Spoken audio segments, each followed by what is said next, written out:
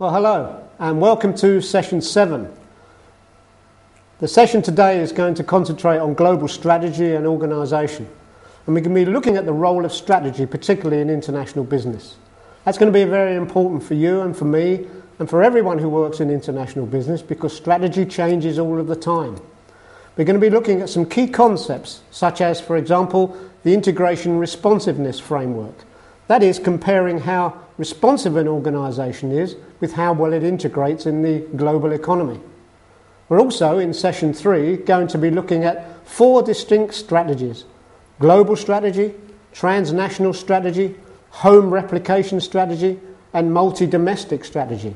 So those 4 distinct strategies will be covered in the segment 3. In our 4th segment, we're going to be looking at how different organisations structure themselves for international business and what are the advantages of certain structures as against other structures. In the 5th segment, we're going to be looking at alternative arrangements for international operations. Not all companies operate in the same way, and we're going to be looking at what works well for some and what works well for others. In our 6th segment, we're going to be looking at how organisations actually build themselves up to be global. So building the global firm is going to be very important for these organisations. And it's going to be very important for you as students to understand how to build global firms, because hopefully you will be working in global organisations sooner rather than later.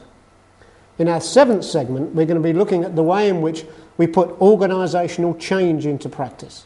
Organisational change often means different things to different organisations in different economies. But there are some principles, and we're going to look at those principles and how we establish those principles in practice in this session. In the 8th segment, we're going to be looking at the international market assessment, how we assess the marketplace, and how the international marketing operations actually work for certain organisations.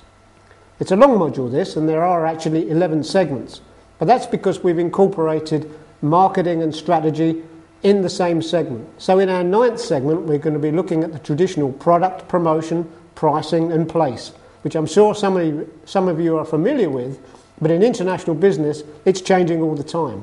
So it's not a miss.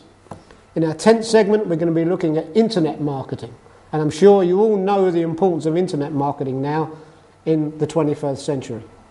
And finally, looking at different ways of innovating in international business.